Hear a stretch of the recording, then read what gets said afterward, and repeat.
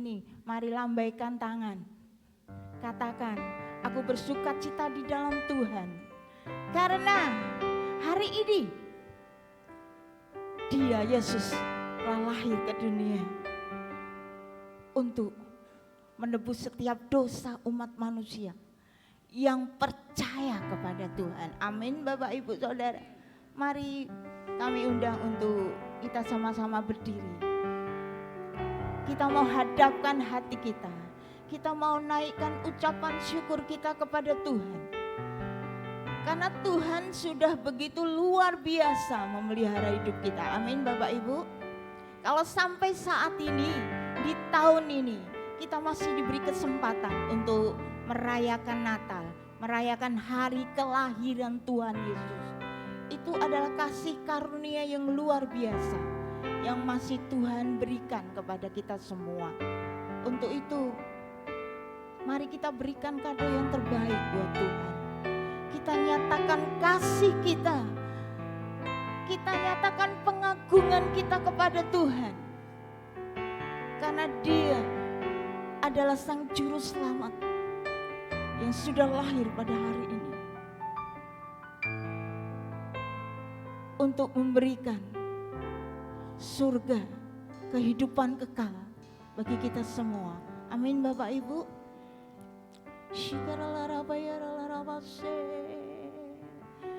Kami menyembah-Mu Tuhan.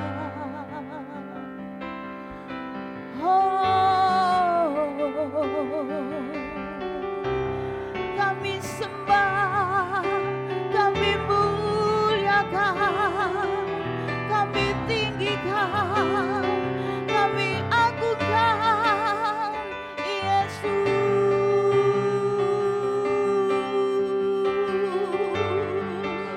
Engkau Allah yang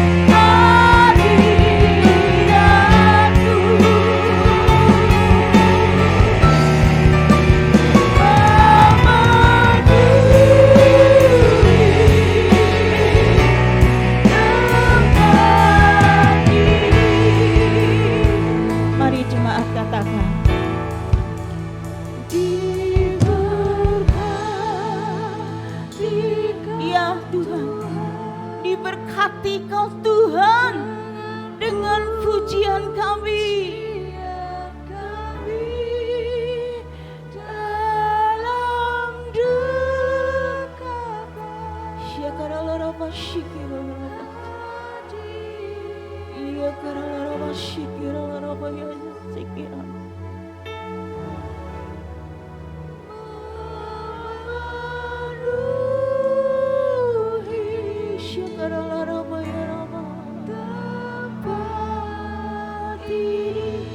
diberkati,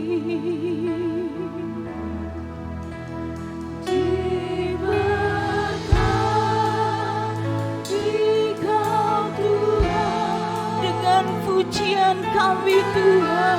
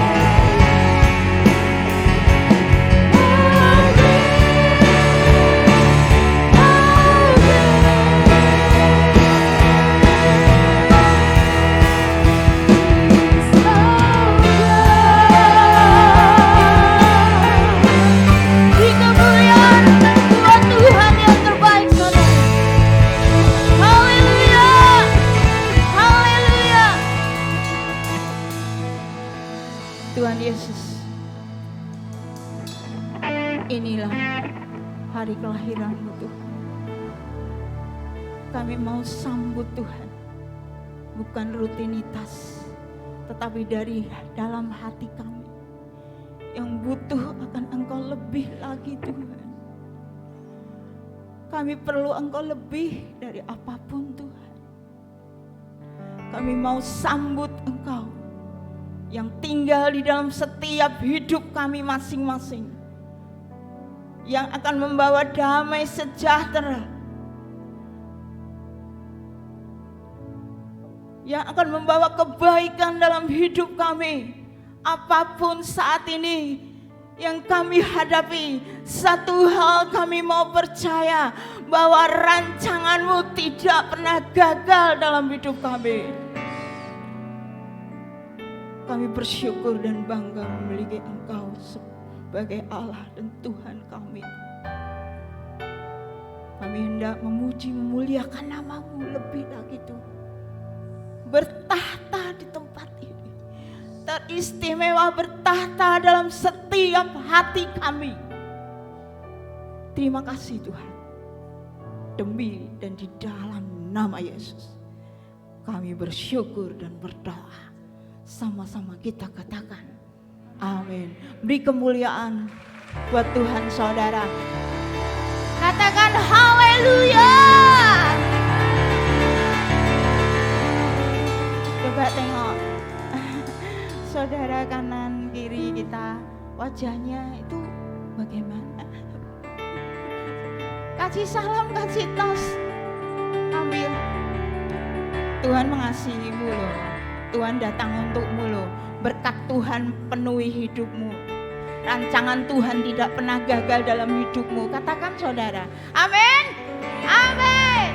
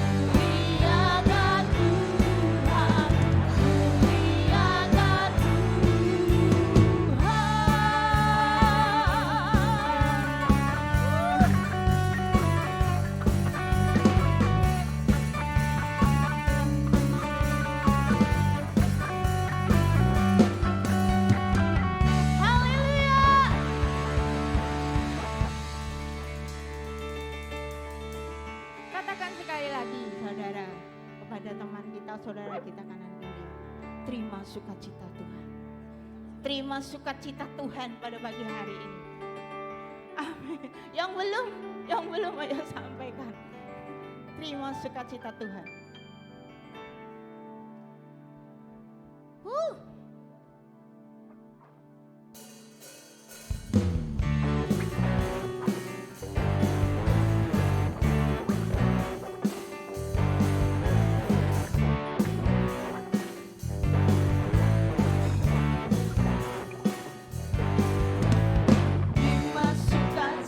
Surga, itulah kekuatan bagi jiwa.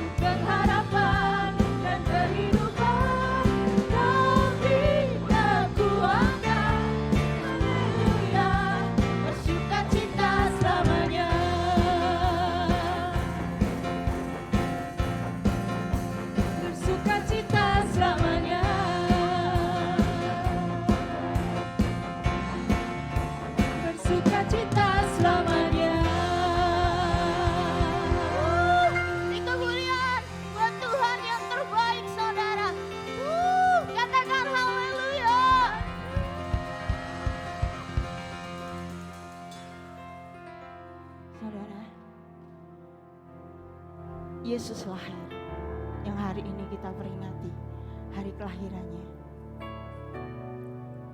untuk memberikan yang lemah dikuatkan, yang miskin diberkaya, untuk menyatakan rancangannya dalam hidup kita. Percaya saudara, rancangan Tuhan tidak pernah gagal dalam hidup kita. Walaupun itu terasa pahit, tapi di balik semuanya itu ada pelangi untuk hidup kita. Amin Bapak Ibu.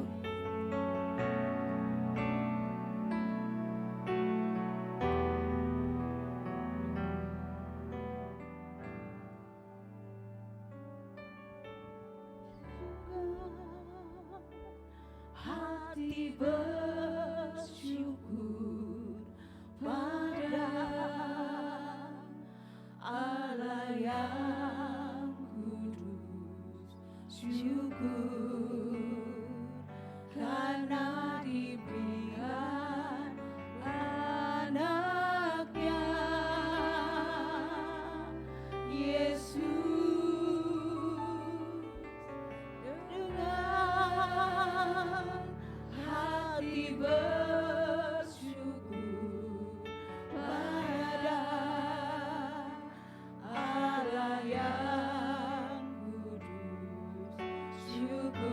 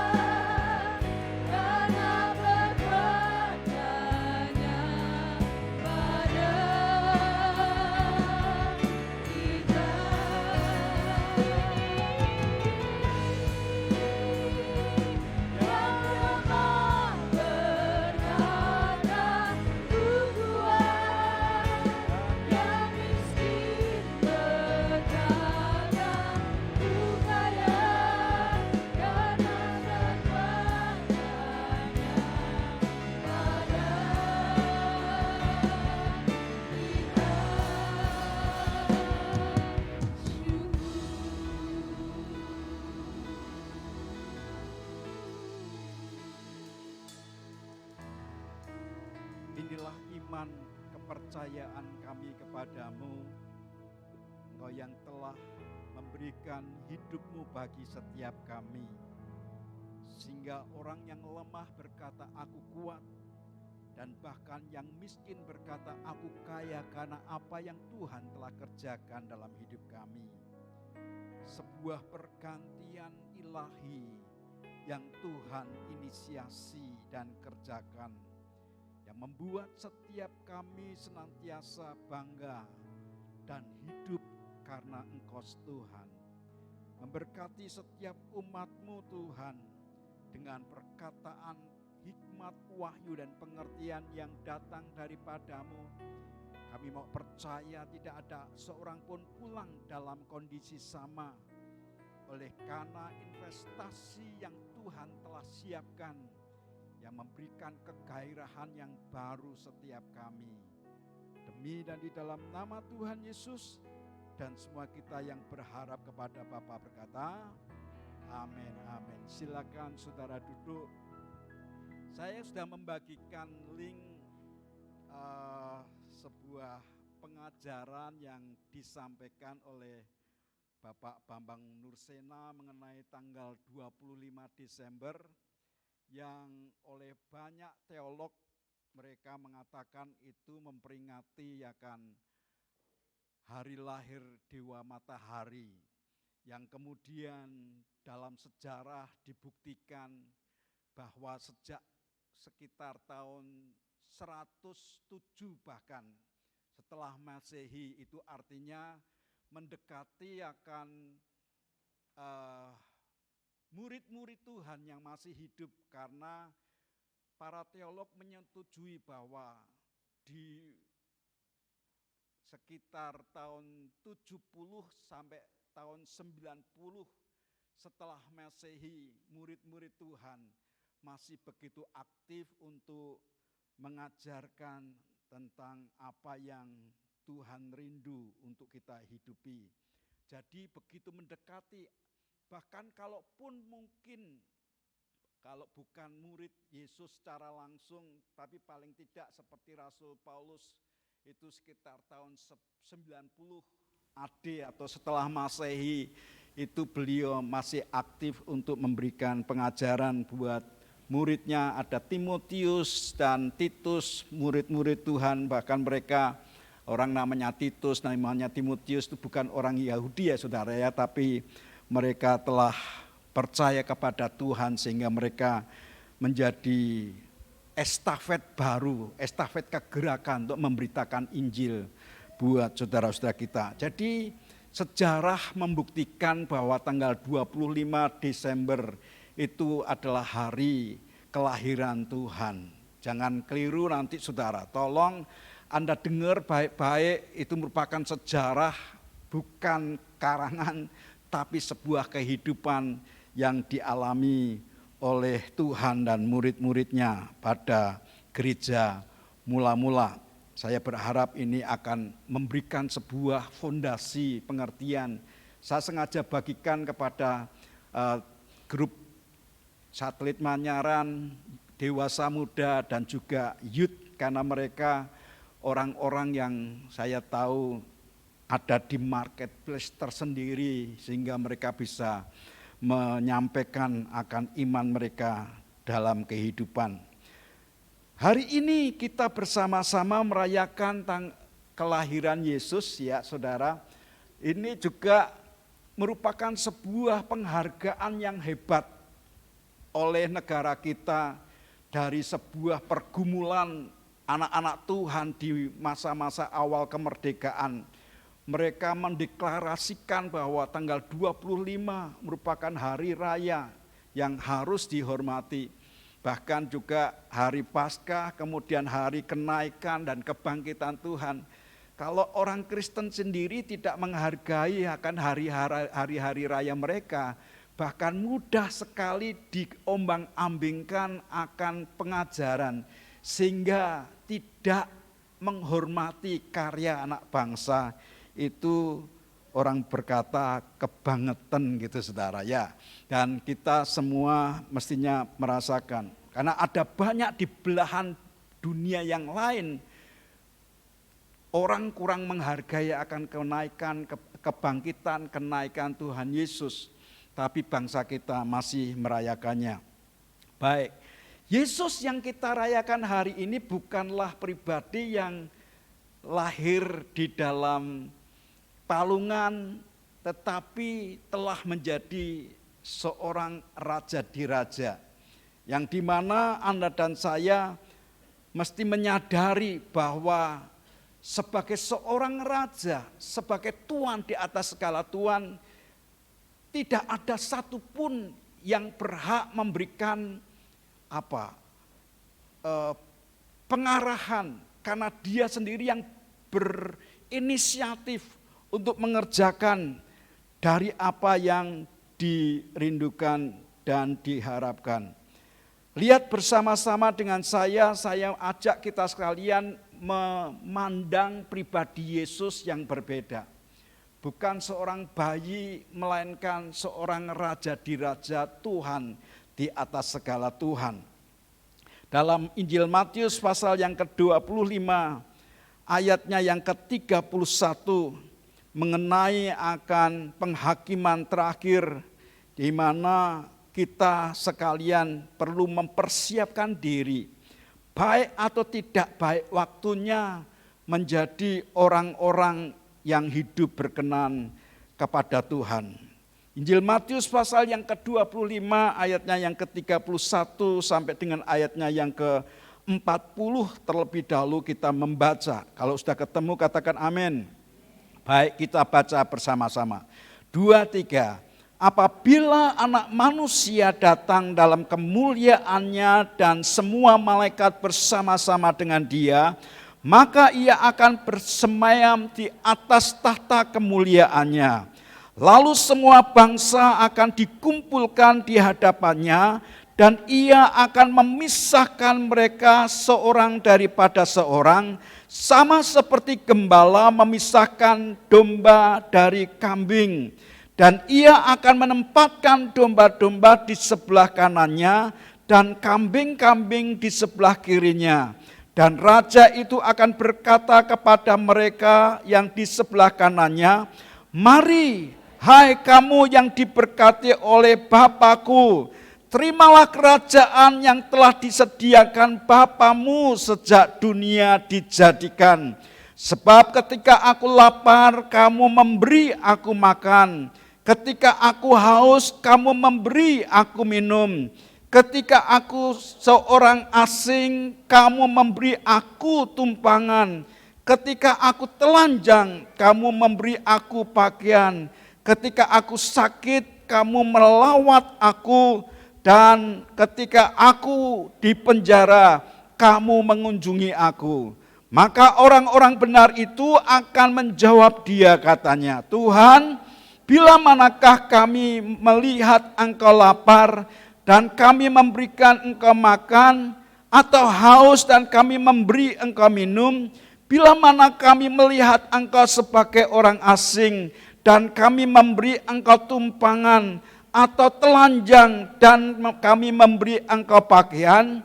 Bila manakah kami melihat Engkau sakit atau dalam penjara dan kami mengunjungi Engkau?" Ayat yang ke-40 kita baca sama-sama. 2, 3. Dan raja itu akan menjawab mereka, "Aku berkata kepadamu, sesungguhnya segala sesuatu yang kamu lakukan untuk salah seorang dari saudaraku yang paling hina ini, kamu telah melakukannya untuk aku." Dan kita akan lanjutkan nanti. Suatu hari ada seorang tukang sepatu, ini true story ya, sebuah kejadian beneran, di mana tukang sepatu ini di malam hari sebelum Natal, dia mimpi ketemu dengan Tuhan Yesus. Ia merasa bahwa mimpinya itu benar-benar nyata. Berapa banyak saudara yang mimpi kemudian hilang begitu saja. Dan lupa tadi malam udah mimpi, tapi mimpinya apa? Rasanya mimpi enak banget, diinget-inget lupa gitu.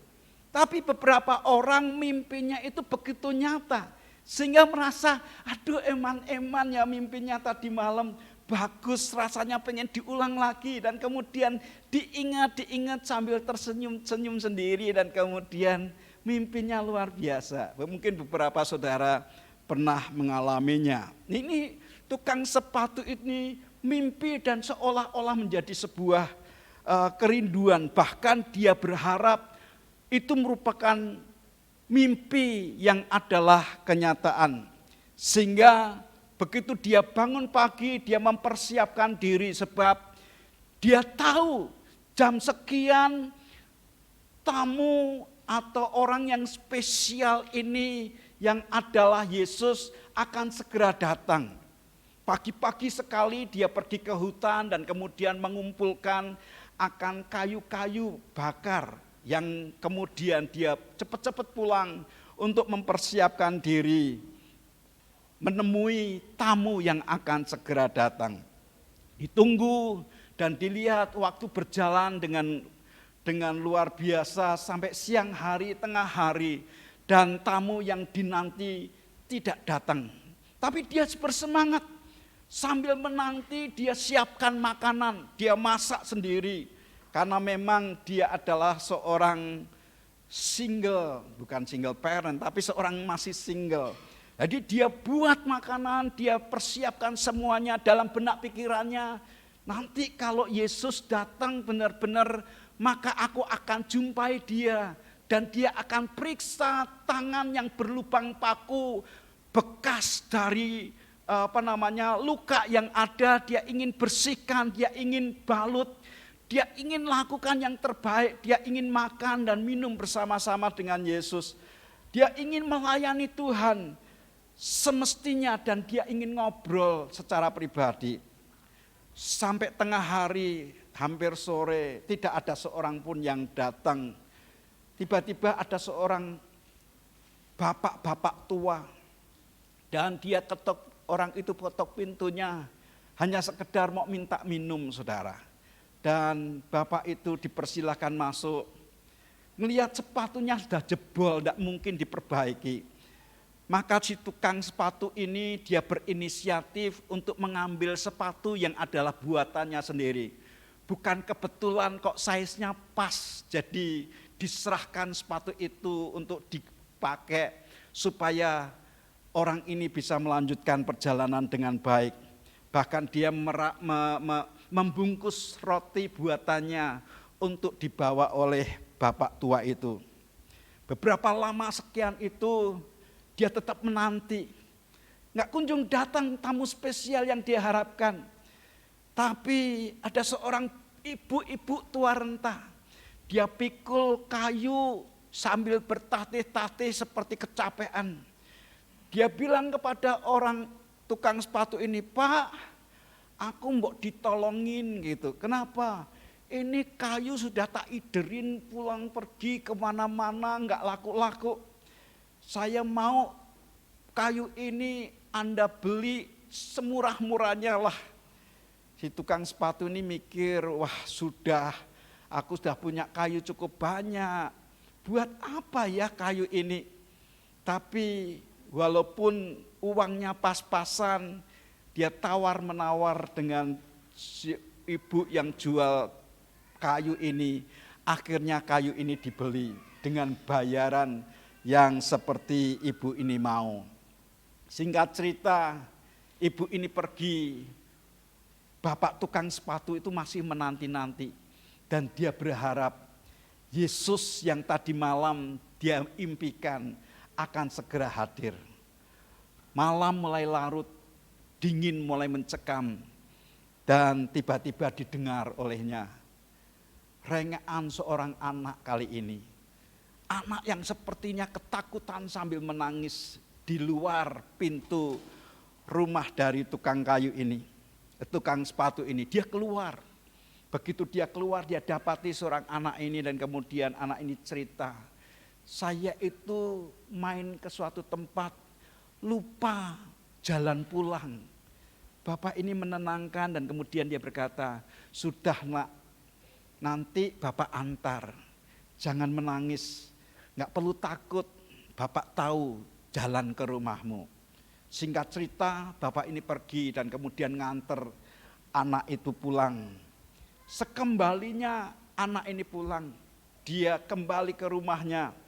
Kemudian dia merenung, lalu kemudian dia berkata, kenapa ya Tuhan kok enggak datang-datang? Saya pikir Yesus akan datang. Lalu kemudian sementara dia merenung dan kemudian dia diingatkan oleh ayat ini. Dan yang dikatakan dari Matius pasal yang ke-25 ayat yang ke-31 sampai 40. Di mana Tuhan sendiri berkata bahwa, nak, aku sudah 3 kali datang ke rumahmu katanya. Lihat, tengok orang bapak yang sepatunya rusak dan kamu beri sepatu kepadaku. Seorang ibu tua yang memang sudah tertatih-tatih, lemah, capek. Kamu mau beli kayu bakar itu. Dan yang terakhir, anak yang kecil yang tidak tahu jalan pulangnya. Kamu antar dia. Bukankah itu semuanya engkau lakukan untuk aku? Ibu bapak yang dikasihi oleh Tuhan, terkadang kita ini mempunyai kerinduan Tuhan dengan ekspektasi yang kita pikirkan sendiri.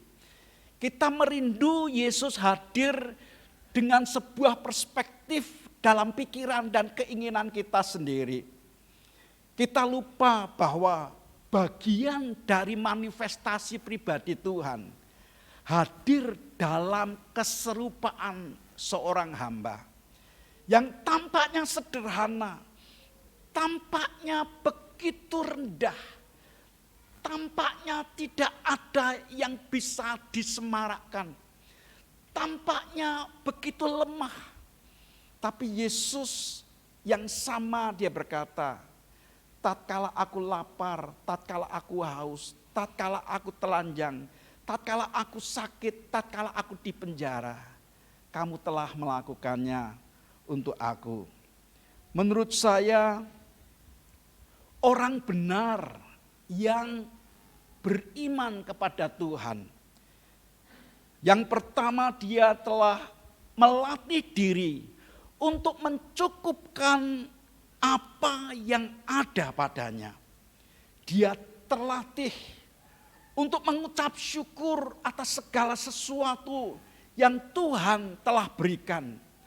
Bahkan yang kedua, dia telah belajar peduli untuk membiasakan diri menolong sesama, memperhatikan orang-orang yang sekitarnya, yang kalau dia bisa memberikan pertolongan. Yang ketiga, orang benar itu menjadi terbiasa untuk mengulurkan tangannya, memberikan pertolongan kepada sesamanya. Bukan karena dia punya kelebihan, tapi dia tahu bahwa dengan latihan pengucapan syukur dari apa yang ada itu akan memuaskan akan hidupnya.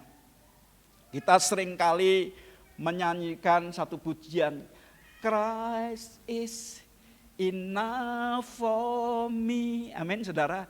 Christ is enough for me. Everything I need is in you. Everything I need. Apapun yang kita perlu adalah pribadinya. Apapun yang kita rindu adalah pribadinya. Tatkala kita tahu barang-barang muncul, itu hanya merupakan bagian diskonan saja, bukan kebutuhan yang urgent, saudara. Bukankah kita ngerti apabila kita mencari kerajaan Allah dan kebenarannya, maka semuanya akan ditambahkan kepadamu. Bukan hanya kebutuhan kita, bukan hanya keperluan kita, bahkan apapun yang kita rindu dan inginkan, terkadang sedang batin. Kemarin istri saya cerita, aku kijane lagi batin pengen makan ini. Tiba-tiba pagi-pagi ada orang datang mengetuk dan memberikan itu. Kok pas-pasan gitu ya saudara ya. Pas butuh, pas ada. Pas diperlukan, pas datang gitu saudara. Apakah perlu uang? Perlu. Tapi kadang-kadang tidak butuh saudara. Karena Tuhan yang menyediakan segala keperluan kita. Ibu bapak yang dikasihi Tuhan. Tuhan rindu hati kita itu senantiasa peduli atas keadaan orang-orang sekitar. Apa yang dikatakan oleh Tuhan, Dia mengungkapkan akan isi hatinya. Sesungguhnya aku berkata kepadamu, segala sesuatu yang kamu lakukan untuk salah seorang dari saudaraku yang paling hina ini, kamu telah melakukannya untuk aku. Kadang kebalikan dengan dunia. Kalau dunia yang menarik, yang mentereng, yang kelihatan beken, yang baunya wangi-wangi, yang rasanya enak dilihat, itu yang kemudian kita lakukan. Tapi buat Tuhan, kadang-kadang berbeda sama sekali. Bagian dari ujian iman kita, bahwa kita tertarik kepada pribadi Yesus yang sedia untuk memberi makan buat mereka yang lapar, yang sedia memberikan minum buat mereka yang haus, memberikan perhatian buat orang-orang sakit, memberikan pakaian buat mereka yang telanjang, bahkan juga memberikan kekuatan buat orang-orang yang lemah. Saya berharap kita ditemui oleh Tuhan dengan sikap hati yang seperti ini. Bukan seperti yang hari itu Tuhan begitu murka, ketemu dengan orang-orang yang dikatakan engkau pembuat kejahatan, yang diungkapkan dalam Matius pasal yang ke-25, ayatnya yang ke-41 sampai dengan ayatnya yang ke-45.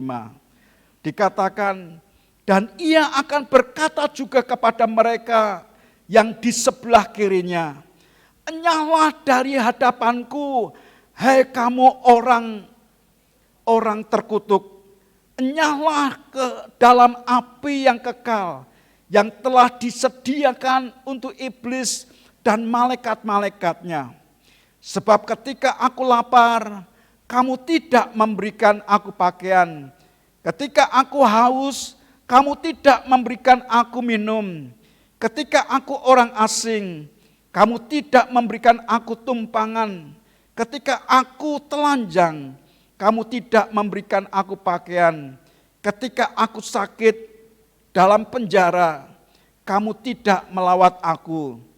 Lalu mereka pun akan menjawab dia katanya, Tuhan, bila manakah kami melihat engkau lapar, atau haus, atau sebagai orang asing, atau telanjang, atau sakit, atau dalam penjara, dan kami tidak melayani engkau. Ayat yang 45 sama-sama kita baca, 2, 3. Maka ia akan menjawab mereka, aku berkata kepadamu, sesungguhnya segala sesuatu yang tidak kamu lakukan untuk salah seorang dari yang paling hina ini, kamu tidak melakukannya juga untuk aku. Dan mereka ini akan masuk ke tempat siksaan yang kekal, tetapi orang benar ke dalam hidup yang kekal. Ngomong sama sebelahnya, aku berharap kamu tidak seperti orang ini. Ngomong sama temannya, aku berharap aku juga tidak seperti orang itu. Menurut saya perlu latihan saudara. Orang benar pun dia butuh untuk keperluan sehari-hari. Bahkan kadang-kadang dia hanya punya sedikit, enggak banyak yang ada padanya. Seperti yang Anda dan saya seringkali dengar mengenai seorang janda Sarfat. Apa yang dia punya? Sampai Tuhan itu, kalau bahasa sekarang itu di download, kemudian di copy paste, dimasukkan dalam perjanjian baru, bahkan ditambahi. Banyak janda-janda Israel yang kaya. Tapi Elia tidak disuruh untuk datang kepada mereka. Justru diperintahkan ke janda Sarfat yang Alkitab berkata dia sedang mencari kayu bakar. Dengan dia punya tepung hanya segenggam. Dan Tuhan berbicara kepadanya untuk ngasih makan hambanya itu. Hari itu dia juga trembling seperti kebanyakan kita. Mau tak kasih kok barangnya sidik tok. Tapi dia jujur terus terang. Pak Elia, ada yang namanya Elia enggak nih? Pak Elia, ini tepung kami tinggal segenggam. Minyak tinggal sedikit. Saya pikir saya akan bikin roti bundar kecil-kecil. Satu buat anakku, satu buat aku. Setelah itu MATI, karena tidak ada barang lagi. Lalu Elia berkata, jangan khawatir. Menurut saya ini roh gelap itu saudara. Anda tahu roh gelap? Ngerti barang sidik tetap diminta itu, roh gelap itu. Dan kemudian dia berkata, jangan khawatir, buat untuk aku dulu. Egois banget ya saudara. Hamba Tuhan kok egois. Jadi kalau Pak Tri rodo egois, ini Elia mungkin saudara. Lalu barang tinggal dikit gitu loh. Dia berkata, mestinya kena hamba Tuhan yang baik. Ya sudah, buat kamu aja lah. Aku kan hamba Tuhan baik, nggak usah kasih aku. Tapi orang ini berbeda, saudara. Mungkin saya juga nggak tegal kalau melihat tinggal barang kecil-kecil gitu dan kemudian tolong dong kasihkan aku dulu gitu. Apa kira-kira dia bawa barang yang lebih banyak? Enggak sama sekali loh saudara. Barusan bertapa dia di Sungai Kerit dan dia lari dibawa oleh Roh Kudus untuk menuju. Menurut saya dia kelaparan banget perjalanan sekian hari kok. Yang lihat dan kemudian mbok bikin kayak buat aku dulu gitu. Ini ibu janda ini berkata, oke lah tak buatkan buat kamu. Setelah dibuatkan dan kemudian dia buat anaknya, dia buat juga buat dirinya sendiri. Barangnya tidak berkurang saudara. Enggak ada yang bilang haleluya. Halelupa mungkin saudara ya. Karena apa? Kita enggak terbiasa praktek. Bahkan pada saat ada orang yang begitu emergency membutuhkan pura-pura rakwal roh saudara. Enggak ngelihat, pura-pura enggak ngelihat. Bahkan buka dompetnya. Ini sing gede mana, sing cilik mana, kasih sing cilik wae gitu. Enggak tanya sama Tuhan, katanya pengelola. Tanya sama Tuhan, yang mana yang engkau mau untuk aku serahkan kepada orang ini. Menurut saya Tuhan melihat, satu hari Tuhan duduk di depan orang yang biasa memberikan persembahan. Bersama dengan murid-muridnya, dia perhatikan satu demi satu orang yang membawa persembahan itu. Dan kemudian dia melihat seorang janda lagi saudara. Yang janda jangan takut, Anda diperhatikan dan dipedulikan oleh Tuhan. Amin. Maka janda ini berkata, duitnya enggak banyak, hanya 2 peser. Yang itu adalah semuanya, enggak ada sisa di rumah. Beberapa orang mungkin dengan gayanya membuka dompetnya, keluar uang sak gebok gitu. Tapi dia masih punya simpenan, bukan istri simpenan saudara. Uang simpenan, deposito dan sebagainya. banyak di bank.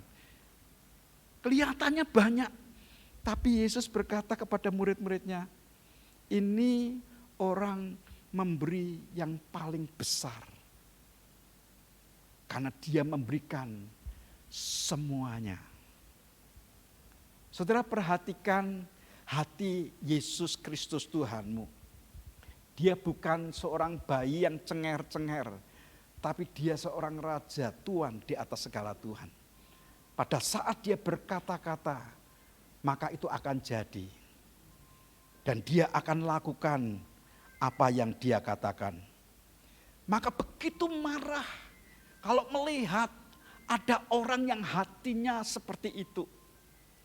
Kita menyadari, saudara, Tuhan yang telah memberikan hidupnya bagi kita. Dia korbankan hidupnya bagi kita. Dia tinggalkan akan kemuliaan singgasana surganya. Dia gantikan semua dosa, diganti untuk mendapatkan anugerah, pengampunan, dan bahkan diberikan hidup yang kekal. Ada sebuah ide yang berbeda yang menurut saya nadanya sama, yang disampaikan oleh Rasul Paulus. Bahkan ini merupakan sebuah pembelajaran karena dia sendiri pernah melakukannya. Dalam Roma pasalnya yang ke-12, ayatnya yang ke-17 sampai dengan ayat yang ke-21. Ini yang dikatakan oleh Rasul Paulus untuk setiap kita menyadari betapa penting kita memperhatikan orang-orang sekitar kita. Ayatnya yang ke-18 yang diungkapkan ayat yang ke-17 dikatakan, janganlah membalas kejahatan dengan kejahatan. Lakukanlah apa yang baik bagi semua orang sedapat-dapatnya. Kalau hal itu bergantung kepadamu, hiduplah dalam perdamaian dengan semua orang.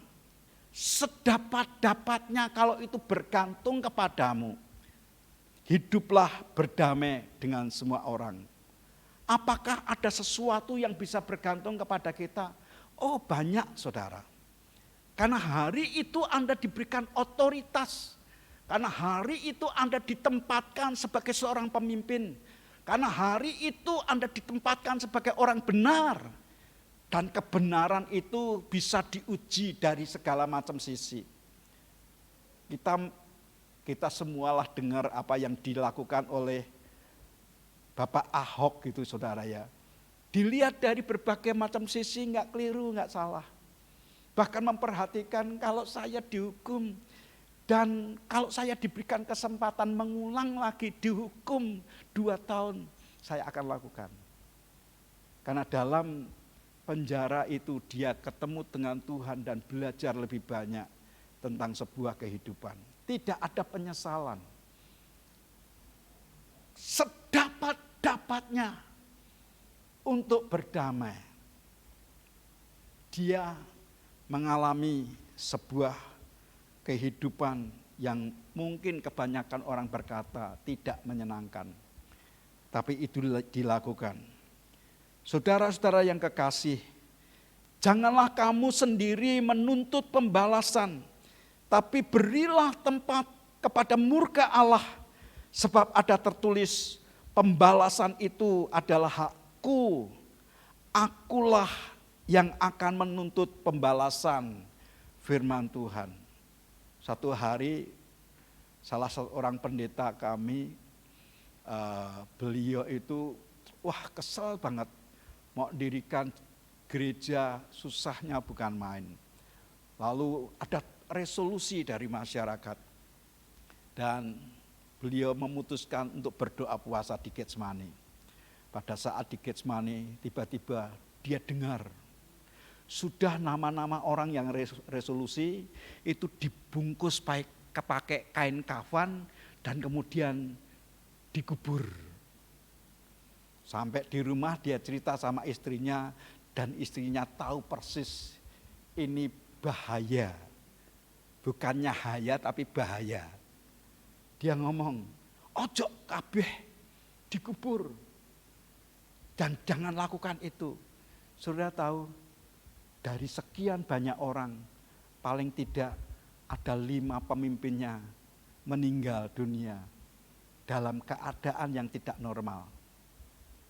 Dan kemudian dia berkata, iya ya, seandainya tak kubur ke kabeh, mungkin semua mati dan akan menjadi sesuatu. Anda mengerti apa yang dimaksudkan hal ini? Sebab dia adalah hakim. Kalaupun Anda diperlakukan dengan tidak adil, ada sang hakim yang maha benar. Dia mengerti akan keputusan-keputusan yang terbaik yang harus dikerjakan. Tetapi jika seterumu lapar, berilah dia makan. Jika ia haus, berilah dia minum. Dengan berbuat demikian, kamu memupukkan bara api di atas kepalanya. Siapa yang pengen kepalanya ditaruh bara api? Jangan mau, saudara. Itu pasti enggak enak. Pasti enggak enak. Orang yang hidupnya penuh dosa, orang yang hidupnya tidak berkenan di hati Tuhan, Alkitab berkata, kumpul dengan orang-orang saleh, itu orang tidak akan pernah tahan. Istilah Jawa, gelincutan atau gelingsingan.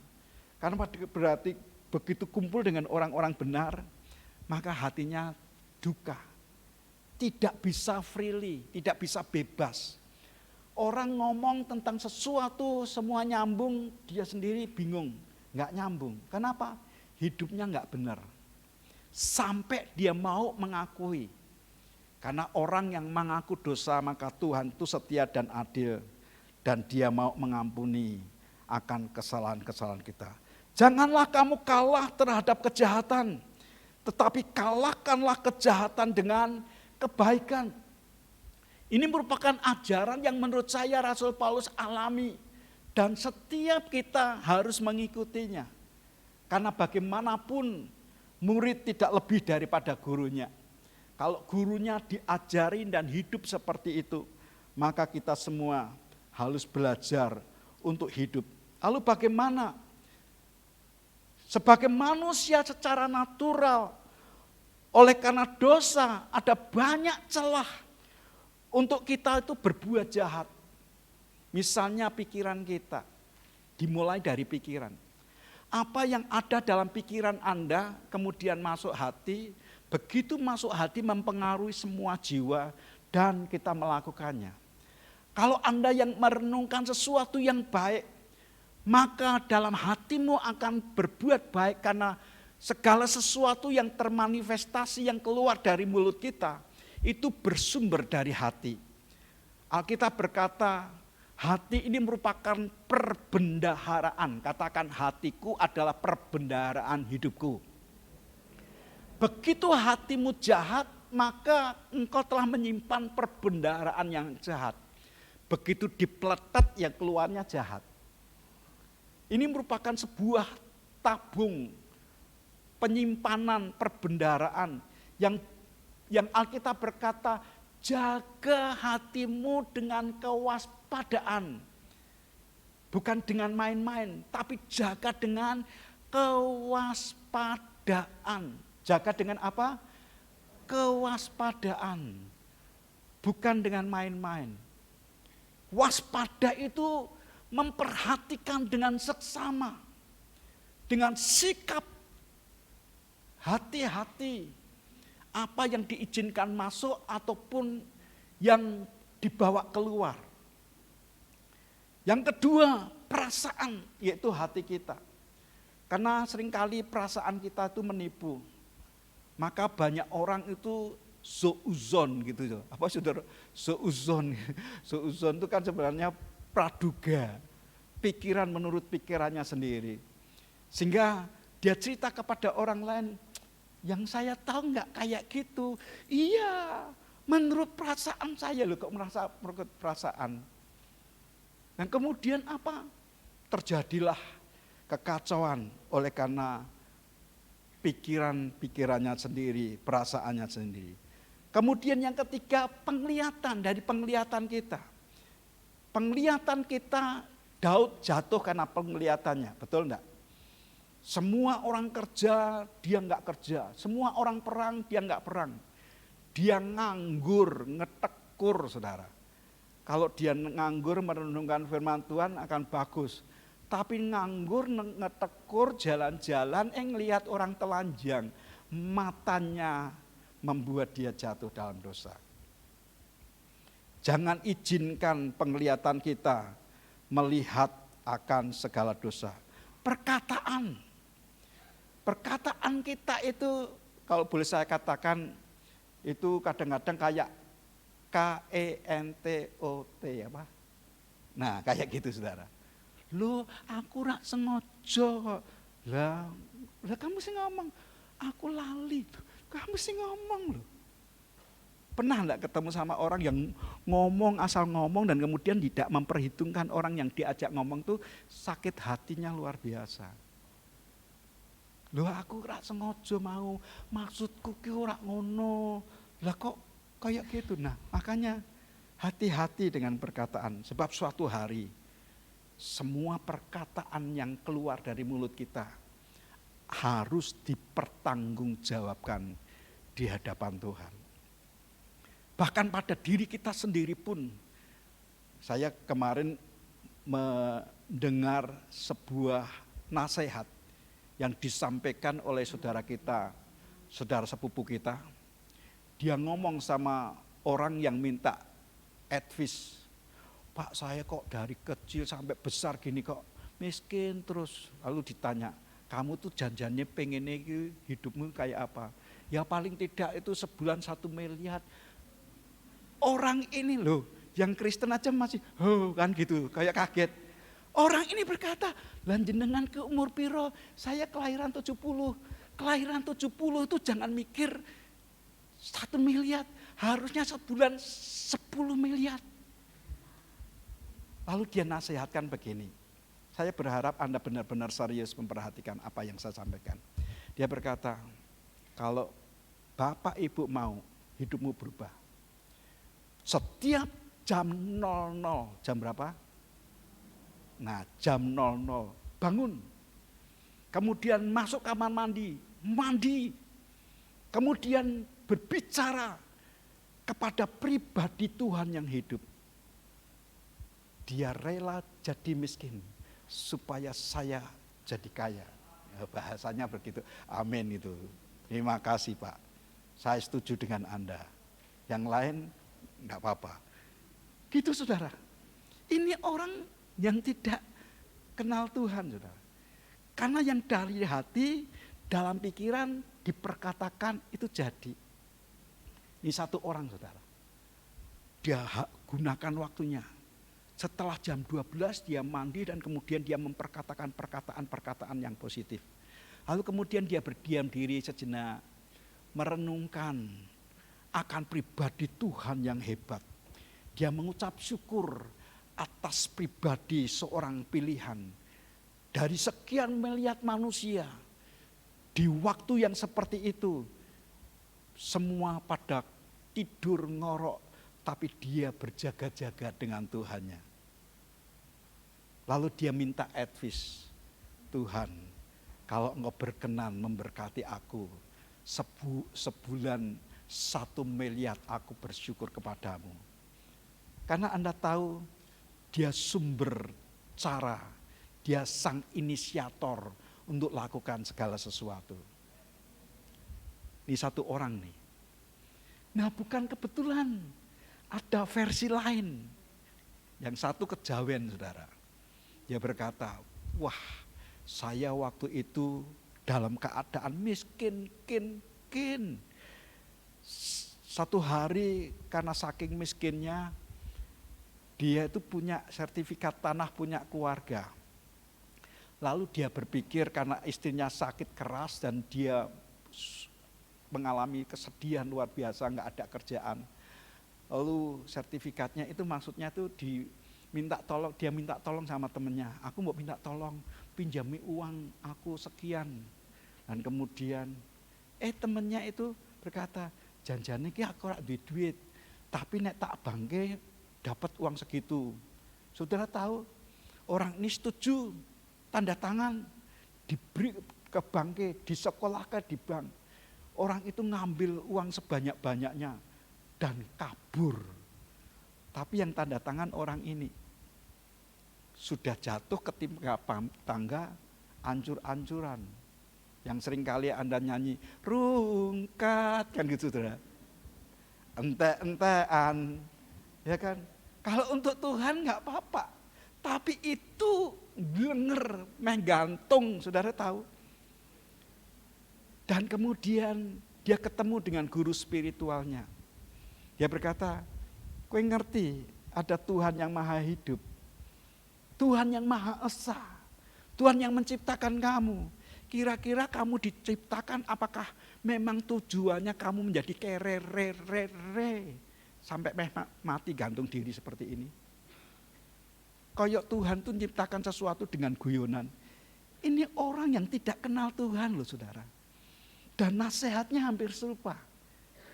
Bangun jam 00, mandi, dan kemudian mengucap syukur atas semua yang terjadi. Lalu tanya kepada sang inisiator, Tuhan yang menciptakan kehidupan. Dia berkata, Tuhan, kok nasibku kok yok ngene ya?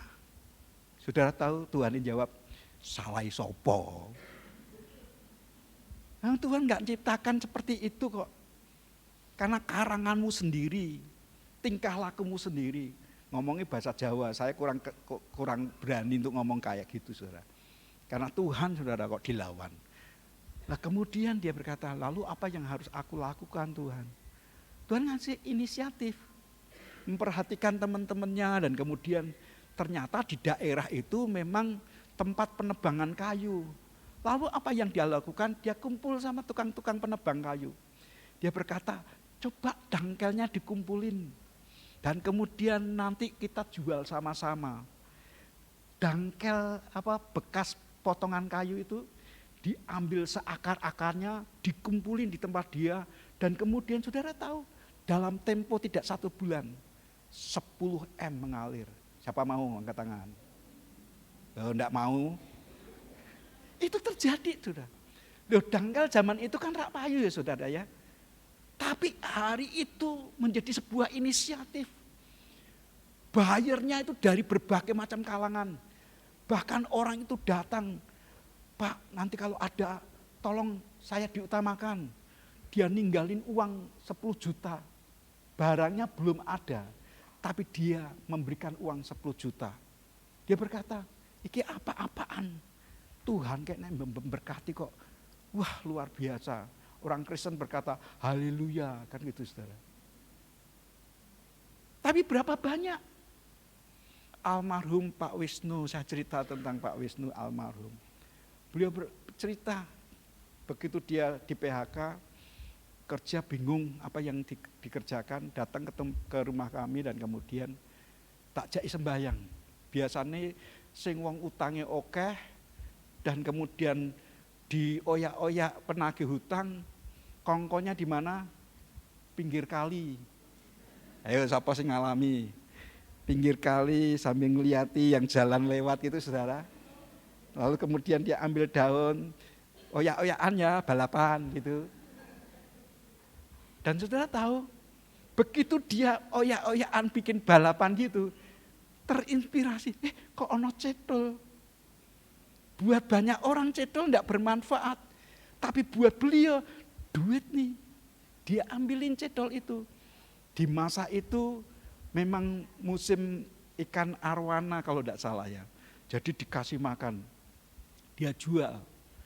Dan kemudian Tuhan percayakan lebih lagi. Tuhan percayakan lebih lagi.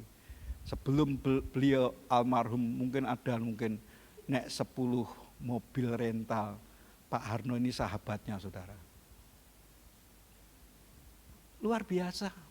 Punya rumah yang dikontrakkan. Bukan rumah ngontrak. Rumah yang dikontrakkan.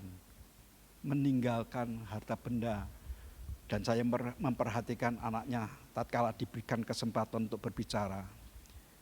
Dia berkata, Bapak, terima kasih Engkau telah mendidik aku menjadi kenal kepada pribadi Yesus.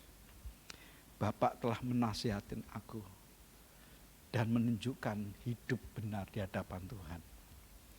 Ada warisan yang ditinggalkan, warisan kehidupan. Seperti yang Daud katakan, kenalah Allahnya ayahmu. Amin saudara.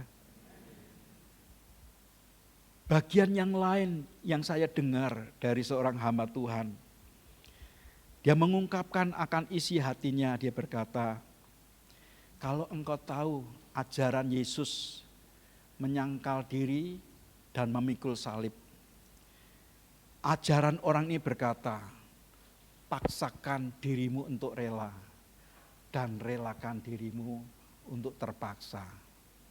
Kadang-kadang kita memaksa diri untuk rela itu beratnya bukan main. Bayangkan uang tinggal 50.000, hidup masih seminggu, istri, anak-anak, tiba-tiba orang datang dan dia lebih butuh daripada kita. Lalu dengan terpaksa, meh tak tukarke kok ora enak. Kemudian diberikan. Begitu dilepas, ada damai, sejahtera dan sukacita. Saudara tahu, ternyata yang 50.000 itu adalah batu terakhir yang menyumbat sumber air itu keluar. Dan ditemukan sumber kehidupan yang tidak akan pernah kering. Mungkin kita tersumbat dengan batu-batu kerikil yang kita anggap itu begitu penting. Natal, jadikan Yesus Raja atas hidupmu. Natal, jadikan Yesus Tuhan atas segala Tuhan dalam hidupmu. Mari kita bangkit berdiri. Nyanyikan satu pujian, kau telah buktikan cintamu padaku. Kau telah membayarku dengan hidupmu. Ku bersyukur, yang ada padaku semua milikmu. Ku persembahkan seluruh hidupku di mezbahmu. Saudara diberkati? Saya percaya dia melakukan apa yang dia janjikan. Dan tidak ada yang telah dia janjikan itu batal. Saya percaya dia mengerjakan dan tidak ada satupun yang bisa menghalanginya.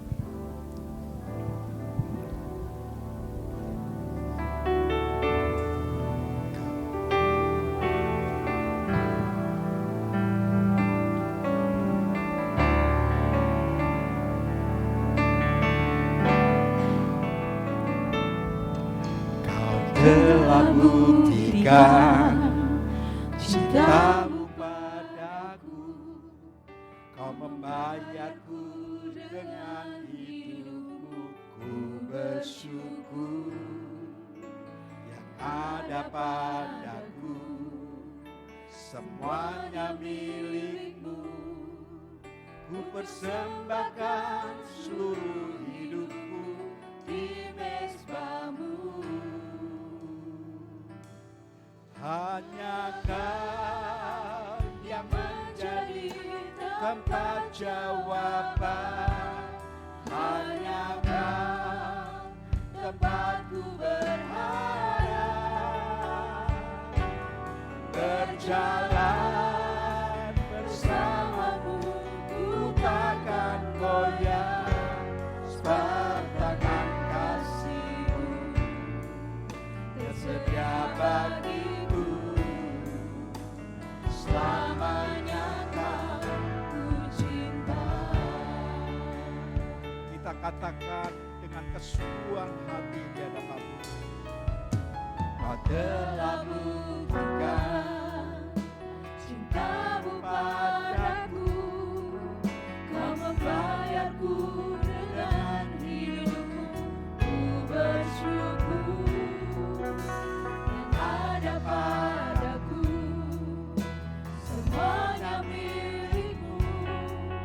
Ku persembahkan seluruh hidupku di mezbahmu.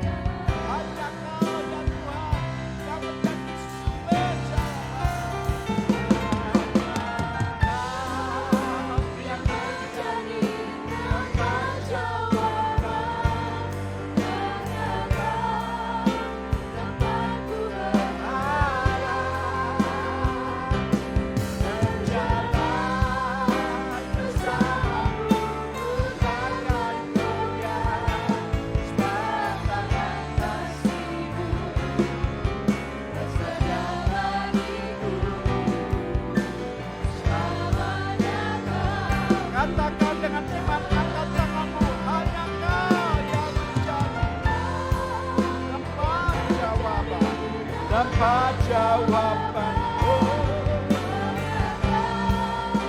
Tempatku berharap, berjalan bersamamu, ku takkan goyah.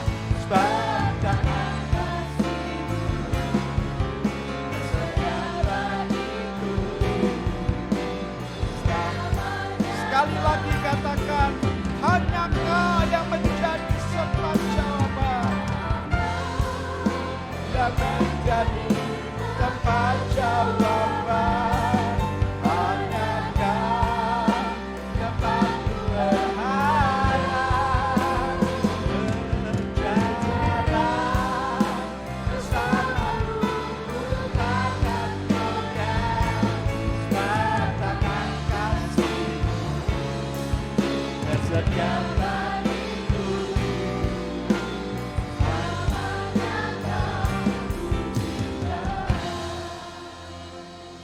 Bapa, Engkau memperhatikan setiap pribadi umat-Mu yang hari ini datang kepadamu dengan hati berharap, biar Engkau yang menepati janji-Mu. Oh, yang orang yang lapar Engkau berikan kekenyangan, orang yang haus Engkau berikan kepuasan, orang yang menanti-nantikan Engkau kunjungi dan Engkau jamah hidup mereka. Kau lihat satu demi satu setiap anak-Mu tanpa terkecuali Tuhan. Kau hadir menjadi jawaban atas hidup kami. Kau Tuhan di atas segala Tuhan, Raja di atas segala Raja.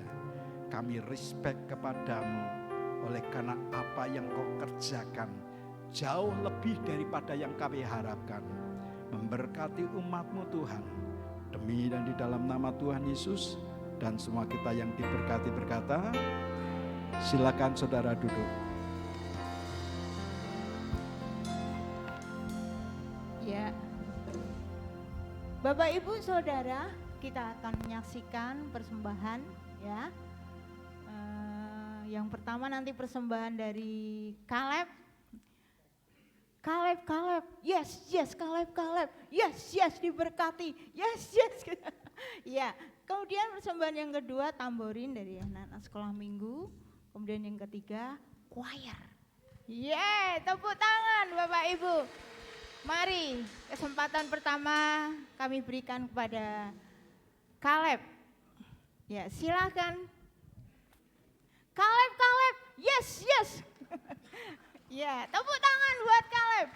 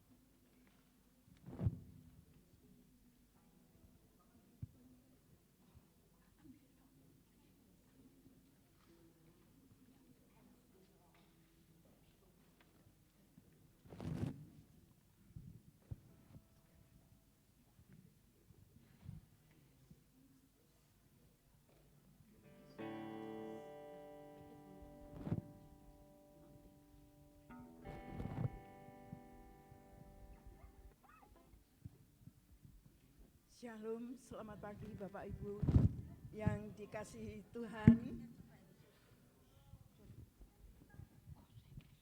Kembali kami dari Lansia Generasi Kaleb, JKI Satelit Manyaran, hadir dalam perayaan Natal dan kami akan mempersembahkan satu lagu dalam dua versi.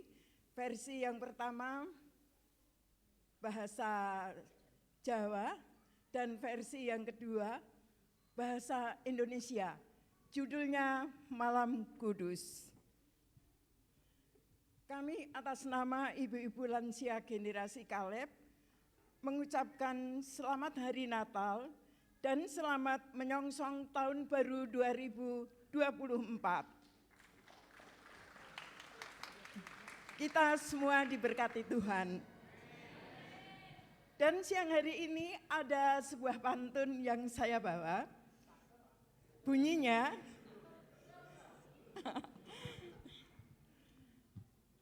membuat bara di atas api.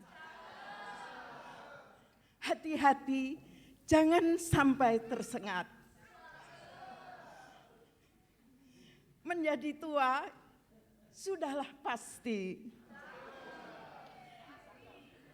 Tapi jangan sampai kehilangan semangat. Semangat ibu-ibu. Generasi Kaleb. Generasi Kaleb. Satu kali lagi kita semuanya kasih spot ya ibu-ibu. Generasi Kaleb. Lansia tangguh. Terima kasih.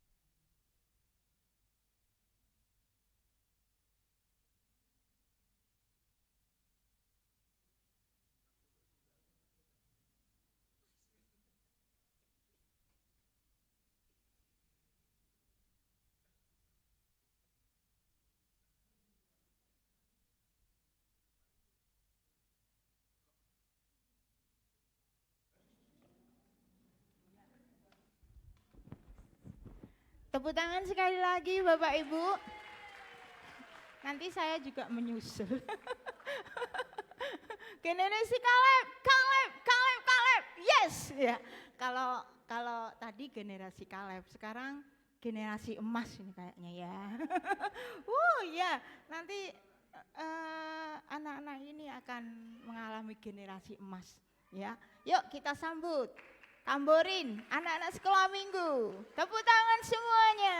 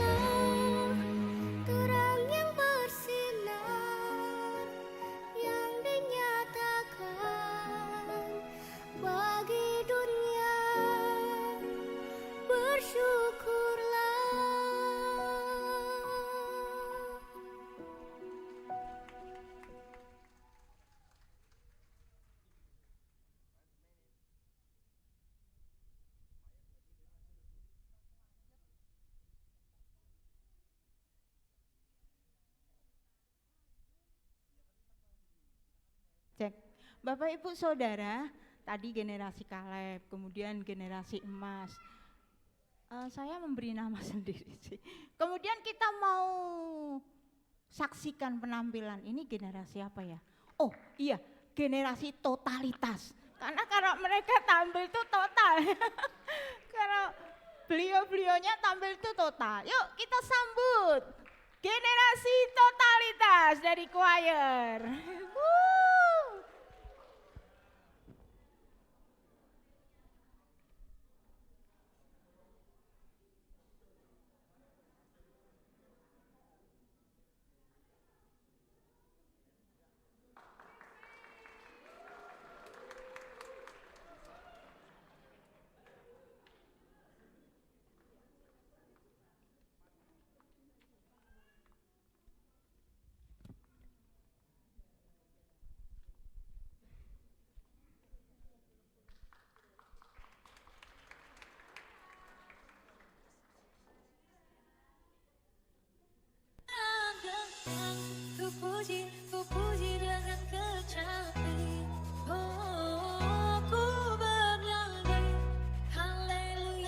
Yesus kekasihku.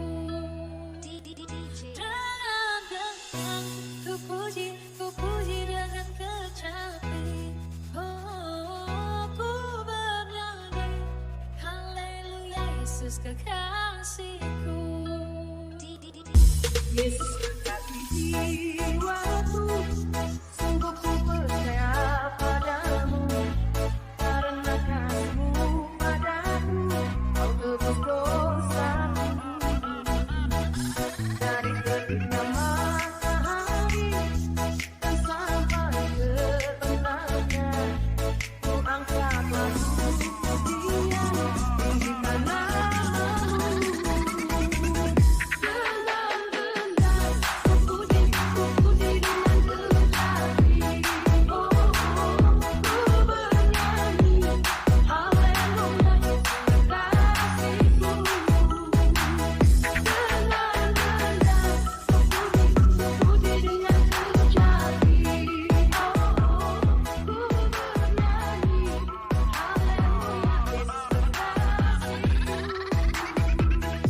Yesus kekasih jiwaku, sungguh ku percaya padamu, karena kasih-Mu padaku, Kau tebus dosaku.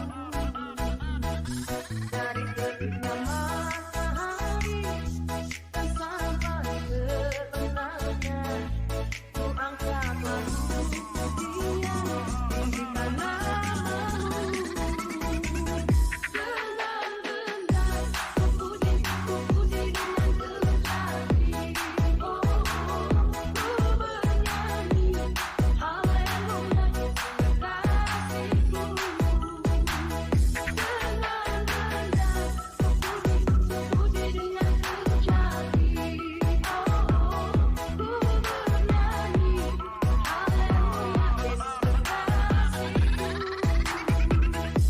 Yesus kekasih jiwaku.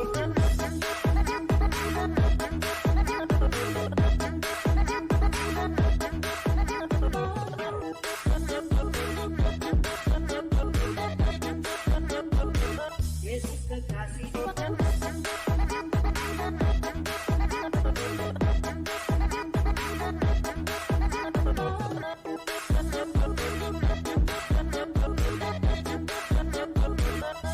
dengan rendah, ku puji dengan kecapi. Oh, ku bernyanyi, haleluya Yesus kekasihku. Dengan rendah, ku puji dengan kecapi. Oh, ku bernyanyi, haleluya Yesus kekasihku. Puji dengan kecapi.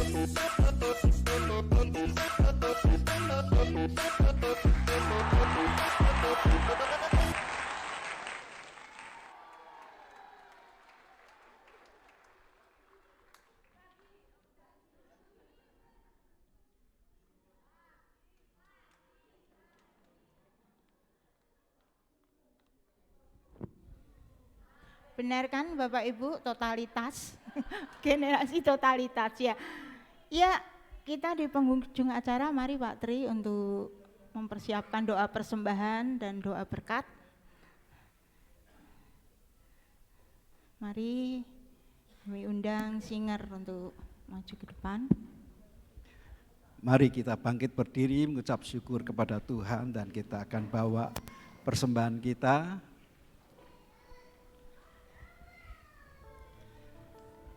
Bapa, sekali lagi kami bersyukur kepadamu untuk kasih sayang-Mu yang hebat.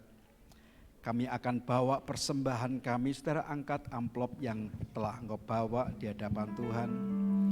Kita tahu kita hanya sekedar pengelola dan apa yang Tuhan perintahkan kita kerjakan dengan segenap hati. Kau lihat tangan-tangan yang diangkat di hadapan-Mu dengan amplop yang telah Engkau bicara pada masing-masing kami. Mengerjakan dengan segenap hati, sebab kami tahu segala sesuatu bersumber daripada-Mu. Kami bawa persembahan ini biar menyukakan isi hati-Mu sendiri Tuhan. Terima kasih Bapa. Sebentar kami juga akan pulang, kami minta anugerah-Mu Biarlah berkat rahmat yang datang dari Allah Bapa, kasih kemurahan dalam Kristus Yesus Tuhan, dan penyertaan Roh Kudus memampukan setiap kita menyelesaikan tahun ini dengan penuh kemenangan dalam anugerah Tuhan. Demi dan di dalam nama Tuhan Yesus, dan semua kita yang diberkati berkata, amin. Selamat Natal, Tuhan Yesus berkati saudara.